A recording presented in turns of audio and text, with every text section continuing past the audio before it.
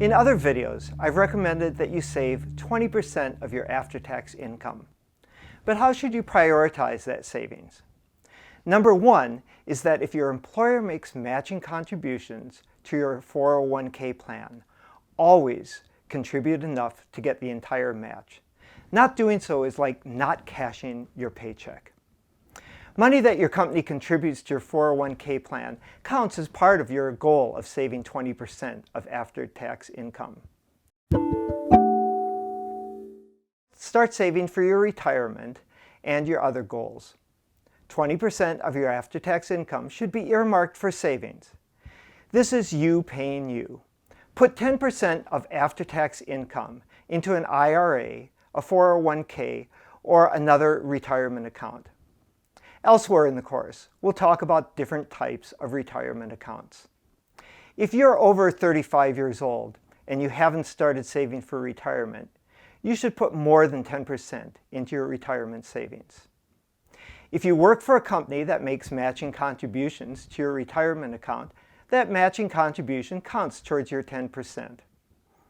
Use the next 5% to build up a security fund and then to save for a down payment on a home or to pay off principal on the mortgage of the home you own. If you aren't renting and don't intend to buy a home, put that 5% into retirement savings.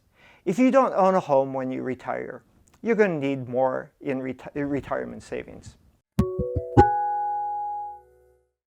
Let's talk for a moment about a security fund, also referred to as an emergency fund or a rainy day fund. In their book, All You're Worth, Elizabeth Warren and Ann Tyagi recommend keeping 6 months of your must-have expenses in this fund. This is a good rule of thumb, but how much you need is going to vary from person to person. If you have a high income, a secure job, and other savings, you may not need a 6-month cushion.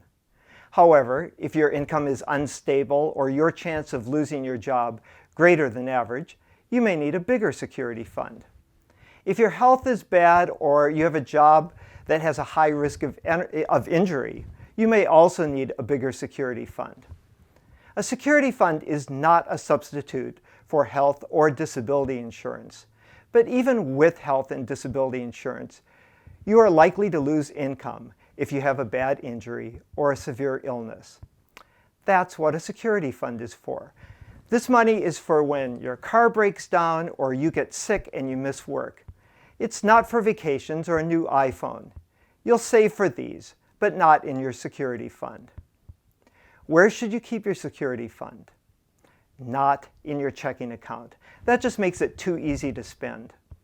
But you don't want to put it in an illiquid or volatile investments. So don't put it in a certificate of deposit because early withdrawals are subject to penalties. And don't put it in the stock market. Too many ups and downs. Either keep your security fund in a standard savings account or in a money market account. You need to be able to access your security fund quickly when things go wrong, but you don't want to use it for non-emergency expenses. If you do have an emergency, such as an unexpected car repair, pay for it out of your security fund and then start rebuilding the fund when you get your next paycheck. So why keep 6 months of expenses in a savings account or a money market account that's paying very little interest? Wouldn't it be better to put this money into an individual retirement account and invest it in the stock market? No. The purpose of the security fund is to help you cope with the unexpected without going back into debt. It's like an insurance policy. It costs you something, but it's worth it. In the long run, you're better off giving up some of the investment return and avoiding crushing credit card debt. Saving 20% of after-tax income is a good goal, but for most people, it's going to take a while to work up to saving this much. I've suggested saving 10 of this 20% in a retirement account, using the next 5% to create a security fund, and once that's done, either saving for a down payment on a house or increasing your contributions to your retirement account. What about the final 5%? Use the final 5% to save for something that's important to you. Your daughter's education or a special trip you hope to take someday. You decide.